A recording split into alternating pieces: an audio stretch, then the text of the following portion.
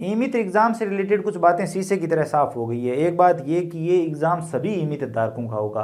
चाहे आपने पहले एग्ज़ाम दिया हो या फिर नहीं दिया हो, इस बात से कोई फ़र्क नहीं पड़ता। अब सभी को ये ई-मित्र वाला एग्ज़ाम देना होगा।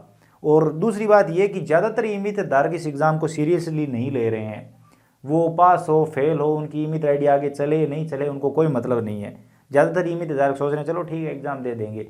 लेकिन आप सभी ने ये भी सुना होगा कि ये एग्ज़ाम इस बार ऑफलाइन होगा।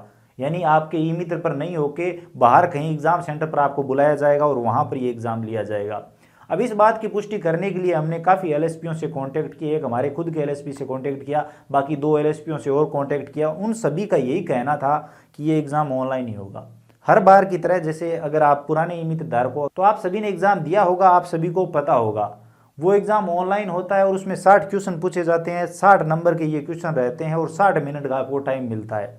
यानी 1 मिनट एक क्वेश्चन के लिए, कोई नेगेटिव मार्किंग नहीं होती। और अगर आपको पास होना है तो 45% आपको सही करने पड़ते हैं। इसी के साथ आप सभी ने ये भी सुना होगा कि अगर आपको अपनी ई-मित्र आईडी आगे कंटिन्यू चलानी है तो आपको ये एग्ज़ाम पास करना होगा, मतलब आपको 60% अंक लाने होंगे, यानी कि 45 क्वेश्चन सही करने होंगे, जो कि हर बार होता है। अगर आप ये 45 क्वेश्चन सही नहीं कर पाते हैं तो हो सकता है आपको दूसरा चांस दिया जाए जिसमें आपको फीस ज़्यादा लगे, जैसा पिछले एग्ज़ामों में हुआ है। 3-3 चांस मिलते हैं, फीस बढ़ के होती है। लेकिन अभी आप जो सुन रहे हैं कि एग्ज़ाम ऑफलाइन होंगे, इस बात में कितनी सच्चाई है हमने कुछ हद तक पुष्टि की है। तो वो यही कह रहे हैं कि हर बार की तरह ये एग्ज़ाम होगा। हो सकता है सिलेबस थोड़ा सा हार्ड रहे और आपसे हर स्कीम के बारे में पूछा जाए, कंप्यूटर का हार्ड नॉलेज पूछा जाए, तो आप थोड़ी तैयारी बेहतर कर लीजिए। बाकी एग्ज़ाम ऑनलाइन ही होगा।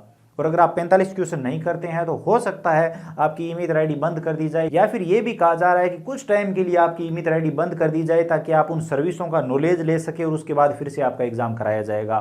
तो ये भी हो सकता है। तो इस बार आपको ये एग्ज़ाम सीरियसली तो ज़रूर लेना पड़ेगा, क्योंकि नहीं तो आपका ई-मित्र का काम आगे कंटिन्यू नहीं रहेगा, जैसा आप सभी ने सुना, चाहे आप कितने पैसे कमाते हो। अब इतना सब जान लिया है तो ये भी जान लीजिए ये एग्ज़ाम किन लोगों के लिए सरल है। जो लोग लंबे टाइम से ई-मित्र का काम कर रहे हैं उन्हें ज़्यादातर सर्विसों के बारे में पहले से पता है, कौन सी सर्विस कैसे काम करती है, क्या क्या डॉक्यूमेंट वगैरह लगते हैं, वो आसानी से बता सकते हैं। लेकिन दिक्कत ये है कि उनको कंप्यूटर का कम नॉलेज है। बहुत सारे ई-मित्र धारक ऐसे हैं जिनको कंप्यूटर का बेसिक नॉलेज भी नहीं है। ये गलत है लेकिन सच है। आप सभी को कंप्यूटर का भी अच्छा नॉलेज होना चाहिए, क्योंकि कंप्यूटर से संबंधित काफ़ी सारे क्वेश्चन पूछे जाते हैं।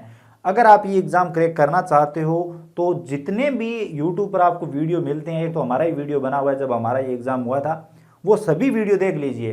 किस तरह के क्वेश्चन आते हैं, कैसे क्वेश्चन करने होते हैं, किस तरह से एग्ज़ाम शुरू होता है। अगर वो सभी क्वेश्चन आप देख लेते हो तो मेरे हिसाब से आप आसानी से ये एग्ज़ाम पास कर जाओगे, यानी 60 में से 45% आराम से सही कर लोगे। आई होप आप समझ गए होंगे। अगर आप समझदार है, वीडियो पसंद आया तो लाइक करिए, अपने दोस्तों के साथ शेयर जरूर करिए, खासकर ई-मित्र धारकों के साथ। इसी के साथ अगर आप चैनल पर नए हो तो चैनल को सब्सक्राइब करके बेल आइकन प्रेस कर लीजिए इसी तरह की इन्फॉर्मेटिव जानकारी लेने के लिए। इसके अलावा अगर आप और कुछ भी जानना चाहते हैं तो बेझिझक कमेंट सेक्शन में लिखिए।